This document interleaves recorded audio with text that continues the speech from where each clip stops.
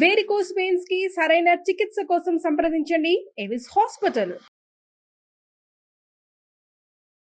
నమస్తే రమగారు. నమస్తే జయ. రమగారు, మీరు ఉజ్జయిని యాత్ర చేసి వచ్చారు. ఎలా జరిగింది? వెదర్ ఎలా ఉంది? మీరు ఎలా ఎంజాయ్ చేశారు? ఎలా దర్శనాలు జరిగినాయి మొత్తం? మరి ఎప్పుడు యాత్ర చేసినా మనం ఆ విశేషాలు మొత్తం అందిస్తాం కదా. ఏమేమి చూసి వచ్చారండి? ఉజ్జయినియే వెళ్ళాం జయ. 16-17లో ఒక మహా కుంభమేళా జరిగింది కదా, అప్పుడు మా ఫ్యామిలీ వెళ్ళారు. మా వారు, మా మరుదులు, మా తోడుకోడలు, మా పెద్దవాడు వెళ్ళారు మా ఇంటి నుంచి. మేము అప్పుడు వెళ్ళలా, అప్పుడు నేను వెళ్ళైపోయాను. అప్పటి నుంచి నేను ఎప్పుడు ఉజ్జయిని చూస్తాను అని గుర్తొచ్చినప్పుడల్లా అలా అనుకుంటూ ఉన్నాను అనమాట. సంక్రాంతికి ఒక 3-4 రోజులు సెలవులు వస్తాయి కదా. అయితే సౌత్ ఇండియా వెళ్తే మన వాళ్ళే చాలామంది అన్ని దేవాలయాల్లోనూ తెలుగు జనమే కనపడుతుంటారు. కాంచీపురం అవన్నీ చాలా బిజీ. శ్రీరంగం వెళ్దాం అనుకున్నాం. సంక్రాంతి టైంలో శ్రీరంగం మరీ బిజీగా ఉంటుంది.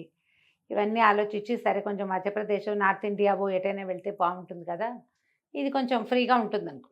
జనం మన వాళ్ళు చాలామంది ఉన్నారు, అక్కడ వాళ్ళు బాగానే ఉన్నారు. ఉత్తరాయణ కాలం మకర సంక్రాంతికి అక్కడ కూడా జనం బాగా వస్తారు. ఎప్పుడో ద్వారకి వెళ్ళాం సంక్రాంతి రోజుల్లో. ఆ ద్వారకి వెళ్ళినప్పుడు కూడా అసలు ముందు రోజు ఎవరు లేరు, ఉత్తరాయణని మర్నాడు ఉత్తరాయణం రోజుని వెర్రెక్కిచ్చేసారు జనం. రాత్రి ఎవరు లేరు, ఖాళీగా ఉంది ద్వారకాధీశుడు ఆలయం. తెల్లవారేసరికి 4 స్టార్ట్, 3 గంటల నుంచుంటే కానీ దర్శనం కాల.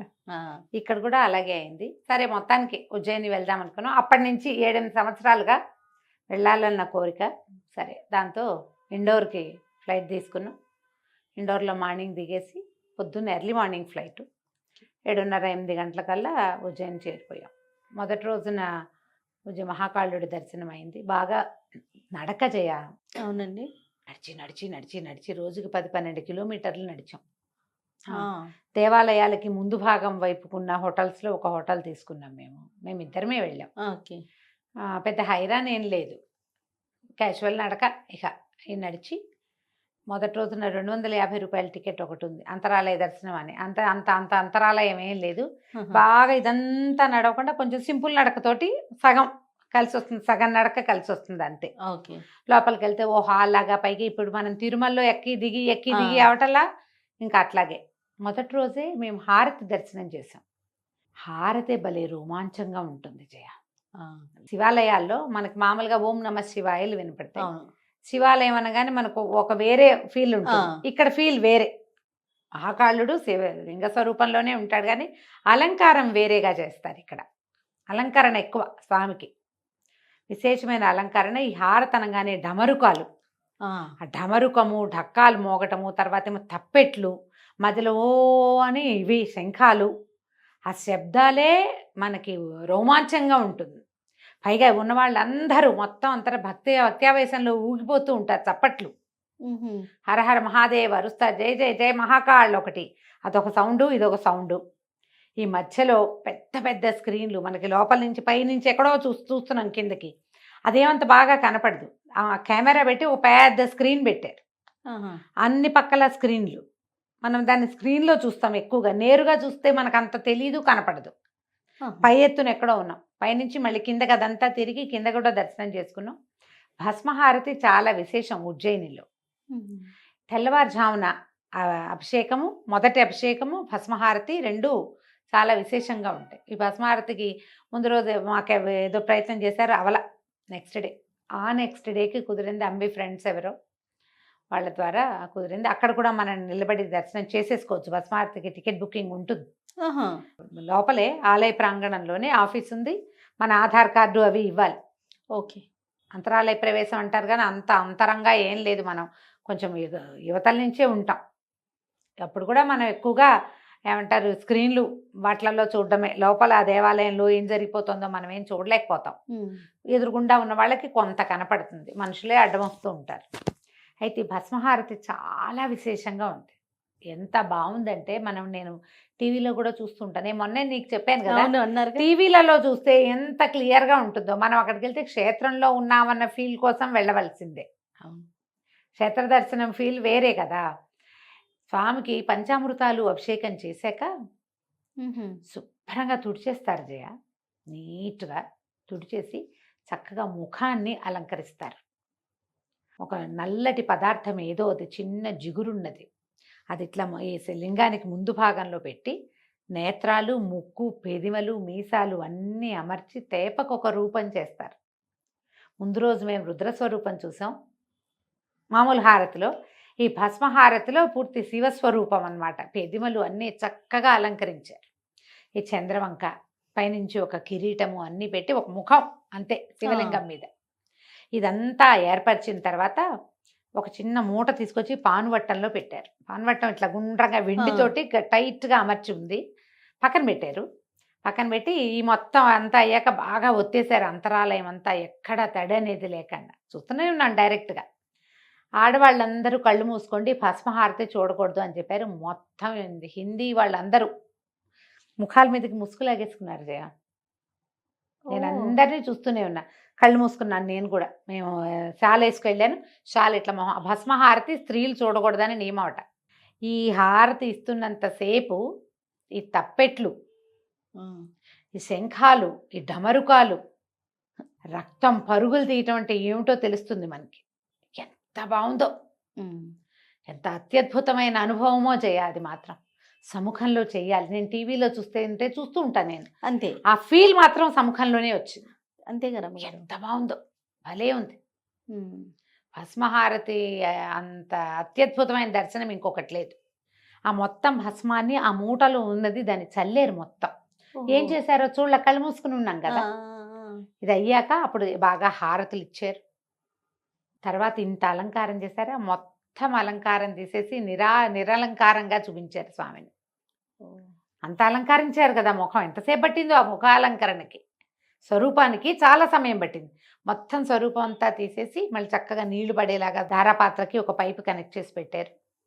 మేము బాగా దగ్గరికి వెళ్ళి బాగా ఇంత దగ్గరలోనే చూసాం. ఇక్కడ ఇంకా విశేషం ఏంటంటే అయ్యవారు జ్యోతిర్లింగ స్వరూపంలో మహాకాళ స్వరూపంలో వెలిసి ఉంటే, అమ్మవారు మహాకాళి స్వరూపంలో కనపడతారు. సతీదేవి యొక్క శరీర భాగాల్లో మోచెయ్యి ఈ పార్ట్, ఇది ఇక్కడ పడింది. అయితే ఉజ్జయిని మహాకాళి అని వింటాం కదా మనం. మహాకాళి అనగానే ఊహించుకుంటాం కాదా? కాదు. ఈవిడ హరసిద్ధి పేరుతోటి, హరసిద్ధి పరమేశ్వరుని యొక్క సిద్ధి, హరసిద్ధి పేరుతో అసలు హరసిద్ధి దేవాలయము ఎంత ప్రశాంతంగా ఉంటుందో. మహాకాళ స్వరూపానికి మా దేవాలయానికి కొంచెం కొద్దిగా దూరంలో వెనక భాగం నుంచి మనం నడిచెళ్ళే దూరమే కొంచెం ఎత్తైన గోపురము. అవి అమ్మవారు ఆరెంజ్ కలర్ దీంట్లో ఇట్లా సింధూరం పూసి, ముఖం మాత్రమే. ఆ ముఖం కూడా అదేదో ముఖం కాదు, ప్రశాంతమైన మొహం. మహాకాళి మహాలక్ష్మి చేరుపక్కన ఉన్నట్టుగా కనపడతారు. వాళ్ళు పెద్దగా కనిపించరు కూడా, ఇలా కనపడుతుంది ముఖం. వెనకాల నుంచి ఇట్లా మేలు మూసుకు వేసి ముఖం, నల్లటి కళ్ళు, ఉజ్వలమైన కాంతిగా కనపడేటువంటి ఈ ఆరెంజ్ కలర్తో ముఖంతో ప్రత్యేకంగా కనిపిస్తుంది. మనం ఊహించిన మహాకాళి స్వరూపం ఇక్కడ కనపడదు మనకి. ఈ హరసిద్ధి ఆలయంలో పైనంతా మనకి ఇట్లా శ్రీచక్ర ఆకారంలో పై భాగానికి ఇట్లా డోమ్ లాగా కట్టారు ఆ గుడి. అది పెద్ద దేవాలయం కాదు, చిన్న దేవాలయం, ఎత్తు మీద ఉంది. ఈ లోపల ఈ మన ఖడ్గమాలలో ఉన్న నామాలు కనపడతాయి. స్వరూపాలు కూడా అన్ని బొమ్మలు వేశారు, చాలా చిత్రీకరించినవి, అన్ని చేత్తో వేసిన బొమ్మల్లాగా కనిపిస్తాయి. బయట రెండు పెద్ద పెద్ద ఇవి ఉన్నాయి, ఏమంటారంటే ఈ మన దీపస్తంభాలు, సాయంకాలం పూట వెలిగిస్తారు. పెద్ద పెద్ద పొడుగాటి దీపస్తంభాలు, వాటి నిండా ప్రమిదలే. ఎన్నేళ్ల నుంచి నూనె పోసి వెలిగిస్తున్నారు. నల్లగా స్వరూపాల్లో కనపడతాయి, ఎత్తుగా. చుట్టూతా ప్రదక్షిణానికి దానికి మంచి అవకాశం ఉంటుంది. అక్కడి నుంచి అమ్మవారివి ఎప్పటి నుంచో ఉన్నాయట, 2 దీపాలు వెలుగుతూ ఉంటాయి. దీపం వెలుగుతూ ఉంటుంది అఖండం. ఇట్లా కింద ఉంది, అది పాతాళంలో ఉన్నట్టు ఉంటుంది. లోపలికి వెళ్ళేందుకు ఏదో దారి ఉన్నట్టుంది, కనపడదు మనకి. కిటికీల నుంచి చూస్తే కింద కనపడుతుంది, అమ్మవారి స్వరూపాలు కనిపిస్తూ ఉంటాయి. ఇక్కడ మనం ఈ నార్త్ ఇండియా లేదా ఈ మధ్యప్రదేశ్ ఇక్కడంతా కూడా అమ్మవార్లు సింధూరం అలంకొని కనపడతారు. ముఖం చిత్రీకరించబడి ఉంటుంది, మేలి ముసుగులు. మనం చూసే దేవతా స్వరూపాలు, విగ్రహ రూపాలు, చక్కటి అవయవాలతోటి బాగా నిండైన విగ్రహాలు, బాగా అలంకరణ, రాతి మీదే మొత్తం సౌందర్యాన్ని వెలయించినట్టుగా కనపడతాయి మనకి. ఇక్కడ అట్లా కనిపించదు మనకి. అందరు అమ్మవార్లు ఆరెంజ్ కలర్ అమ్మవార్లుగానే కనపడతారు. సింధూరమే. అది చూసి ఇటు నుంచి వస్తే అక్కడ బడా గణేష్ మందిర్ అని ఇంకొక దేవాలయం ఉంది రెండో వైపుకి, పెద్ద గణపతి గుడి, అటు చూసుకున్నా. పెద్ద గణపతి, లోపల పంచముఖ ఆంజనేయుడు, ఓహో. ఇవి చూసాం. ఉజ్జయిన్లోనే చాలా దేవాలయాలు, అసలు ఉజ్జయినియే దేవాలయాల ఊరు, 1000 దేవాలయాలు ఉన్నాయట. అబ్బా. ఎటు తిరిగితే అటో మందిరం, ఇటో కాళిక, అటో శివుడు, ఇటో శివుడు, ఇంత ఆంజనేయ స్వామి, అంత గణపతి అలా కనపడతారు. దూరానికి కాలభైరవ మందిరం ఒకటి ఉంది. ఆయన ఈ ఊరికి కాపలాదారు. ఆ కాలభైరవుడు పొద్దునే వెళ్తే 5ంటికి వెళ్ళిన వాళ్ళు 3 నిమిషాలు వచ్చేసి అట్లా దర్శనం చేసుకుని మాకు లిటర్లీ 2.5 గంటలు పట్టింది.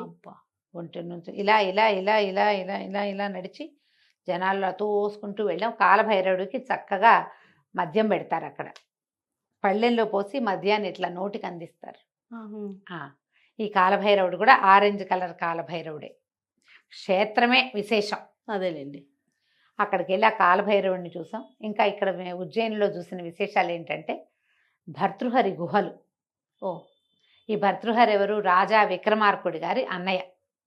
భర్తృహరి సుభాషితాలని సంస్కృతంలో అత్యద్భుతమైన సుభాషితాలు ఉన్నాయి. నేను అప్పుడప్పుడు కొన్ని శ్లోకాలు చెప్తుంటా కదా. భర్తృహరి కథ కూడా మనం ఈ విక్రమార్కుడి కథతో చెప్పుకున్నాం. ఈ గుహలు కూడా భలే బాగున్నాయి, ఫీల్ చాలా ఎక్సలెంట్గా ఉంది. కొంచెం ఊరికి దూరంగానే ఉన్నాయి అవి. మేము ఆటోలో వెళ్ళాం అక్కడికి. అలా వెళ్ళి ఆ గుహలకి ఇట్లా లోపలికి దిగి వెళ్ళొచ్చు. ఇట్లా మలుపులుగా ఉన్నాయి. ఒక లైన్లో వెళ్ళి ఒక లైన్లో పైకి రావాలి. ఆ గుహల లోపల శివలింగాలు ఉన్నాయి. చిన్న గడ్డి మంట లాంటిది ఏదో గడ్డి పొగ పెట్టారు, ఆ పొగ పీలుస్తూ ఆ లోపల కూడా ఒక పెద్ద కాళికా విగ్రహం ఉంది. భర్తృహరి కేవ్స్ అద్భుతమైన ఎక్స్పీరియన్స్. దానికి వెళ్ళే దారిలో ఓ పెద్ద శివాలయము, అక్కడి నుంచి పెద్ద గోశాలలు. భర్తృహరి కేవ్స్కి బయట కూడా గోశాలలు ఉన్నాయి. అంతా ఆవులు గేదెలే ఊరంతా, ఎక్కడికి వెళ్ళినా అవే. ఈ భర్తృహరి కేవ్స్ చూసి తిరిగి వచ్చేటప్పుడు గడకాళిక అనే కాళీ మందిరాన్ని చూసాం. ఈ గడకాళిక ఎవరంటే విక్రమార్కుడు పూజించిన కాళిక. 11 సార్లు తన తల నరికి ఇచ్చాడు ఆ ప్రాంతంలో. భలే బాగుంది అమ్మవారు, చాలా కళగా ఉంది జయ. గడకాళి ప్రత్యేకంగా ఉంది. పురాతనమైన మందిరం కనపడుతూ తెలుస్తూ ఉంటుంది. ఆ రాత్రిపూటే భర్తృహరి కేవ్స్ చూసి ఇది చూసి కాలభైరవుడిని చూసి చాలా కంప్లీట్ చేశారు మొత్తం ఉజ్జయిన్లోనే. మర్నాడు నెక్స్ట్ డే మాకు మరి దొరకలేదు కదా, రెండో రోజు కూడా మేము అక్కడే ఉండిపోయాం. మర్నాడు ఏం చేసామంటే సాందీపని అని ఆశ్రమం. ఈ సాందీపని ఎవరు? మన శ్రీకృష్ణ పరమాత్మ యొక్క గురువు గారు. కృష్ణుడు మధురా నగరానికి చేరిన తర్వాత, వాళ్ళు కొంచెం పెద్దవాళ్ళు అయ్యాక చేరారు కదా బలరామకృష్ణులు, అప్పుడు ఉపనయనం చేసి వాళ్ళని విద్యలకి అవంతి నగరానికి పంపించారు. అవంతి ఏది? ఈ ఉజ్జయిని. మనకు ఒక ఎప్పుడు ప్రఖ్యాతమైన శ్లోకం ఉంది కదా, అయోధ్య మధురా మాయా కాశీ కాంచి అవంతిక పురి ద్వారవతి చైవ సప్తైతే మోక్షద్వారక అని చెప్తారు. మోక్షద్వారాలు ఏమిటి? అయోధ్య, మధుర, మాయా. కాశీ కాంచి అవంతిక. అయోధ్య మనకు తెలుసు, మధుర మనకు తెలుసు, మాయా అంటే హరిద్వార్, కాశీ కాంచి కాశీపురం, కాంచీపురం. ఈ కాశీ నగరానికి మనం వెళ్తూనే ఉన్నాం. కాంచీపురం మనకు తెలిసిందే, సౌత్ ఇండియాలో ఇది ఒక్కటే ఉంది. అయితే ఈ అవంతిక అంటేనే ఉజ్జయిని. దీని పూర్వనామధేయం అవంతిక నగరం. ఈ ఉజ్జయిని కథల్లో చెప్తారు కదా రమ్మగారు మీరు, అవంతిక నగరం. ఈ అవంతి నగరానికే చదువుకు వెళ్ళాడు కృష్ణ పరమాత్మ. ఆ సాందీపని మహాముని ఆశ్రమం ఇక్కడ ఉంది. గురువుగారి దగ్గర ఎన్నో విద్యలు నేర్చుకుని 64 విద్యలు నేర్చుకుని ఆయనకి గిఫ్ట్గా ఆయన కుమారుడు మరణించిన కుమారుడిని వెనక్కి తెచ్చి ఇచ్చారు బలరామకృష్ణులు. అది ఇక్కడ జరిగింది. ఆ ఆశ్రమం చూసొచ్చాం. ఇంకా ఏవో చిన్న అవి ఇవి రకరకాల దేవాలయాలు. ద్వారకాధీశుడి మందిరం ఒకటి ఉంది. అది ఎంత పురాతనమైన గుడో జయ. మేము ఉన్న దగ్గర నుంచి బాగా నడిచాం, ఎక్కడికో నడుచుకుంటూ వెళ్ళి అక్కడ చూసొచ్చాం. ద్వారకాధీశుడు ఎంత బాగున్నాడు, ఆ గుడి ఎంత బాగుంది. ఇట్లా ఎత్తుగా కట్టి దేవాలయం గర్భాలయం ఉందా, దాని చుట్టూతా ప్రదక్షిణకు ఒక అవకాశం ఉంది. ఎత్తుగా రథంలాగా ఉంది. మళ్ళీ కింద కూడా ఒక ప్రదక్షిణకు అవకాశం ఉంది. ఎప్పటిదో ఎన్ని వందల పురాతన దేవాలయం. అక్కడి నుంచి చార్జోబీస్ కంబవాల మాతాజీ అని ఒక గుడి, 24 పెద్ద పెద్ద స్తంభాల గుడి. అమ్మవార్లు ఇలాగే ఆరెంజ్ కలర్ జేజులు, వెనకాల స్తంభాలు. పురాతనమైనవి, ఎప్పటివో. అసలు ఎంత పాతకాలపు ఆనవాళ్ళు ఉన్నాయో ఉజ్జయిన్లో. భలే ఎక్సలెంట్గా ఉన్నాయి. కొన్ని అయితే అసలు ఎంత వింతగా ఈ కాలంలో ఇంకా ఇది మెయింటైన్ అవుతుంది అనిపించేలాగా. ఆ, అద్భుతమైన ప్రదేశాలు చూసారైతే మీరు. ఓపికగా ఉండాలి. మనకి ఏంటంటే చలి ఉంది బాగా. ఓ, అదేలేండి మీరు మొన్న కదా వెళ్ళారు. 14, 10 దిగి తెల్లవారుజామున 8కి కూడా వెళ్ళిపోయి మంచి వణుకుంటూ నేలంతా చల్లగా ఎక్కడ కాలు పెట్టినా సరే ఐస్ కోల్డ్గా ఆ, ఊరంతా జిలేబీలు, పోహాలు, టీలు. ఆ, మేము అన్ని టీలు తాగాం కదా, టీ తక్కువ, అవును. పైగా పంచదార ఉన్న టీ తాగాను, పుష్కలంగా టీ తాగాం. ఓకే. ఉజ్జయిని వాళ్ళు టీ అండ్ పోహా మీదే సంపాదించేస్తున్నారు అనుకున్నాం కూడా. ఆ, ఓ ఇంత మట్టి కప్పులో 15 రూపాయలు టీ. తీయగా అల్లం టీ. నాకు అక్కడ చాలా ఆకర్షించిన విషయం ఒకటి ఉంది ఉజ్జయిన్లో. ఇన్ని దేవాలయాలు చెప్పాను, అన్ని దేవాలయాలు తిరిగేసాం. ఎక్కడెక్కడ ఈ దేవాలయం ఆ దేవాలయం పెద్ద పెద్దవి ప్రఖ్యాతమైనవన్నీ చూసాము.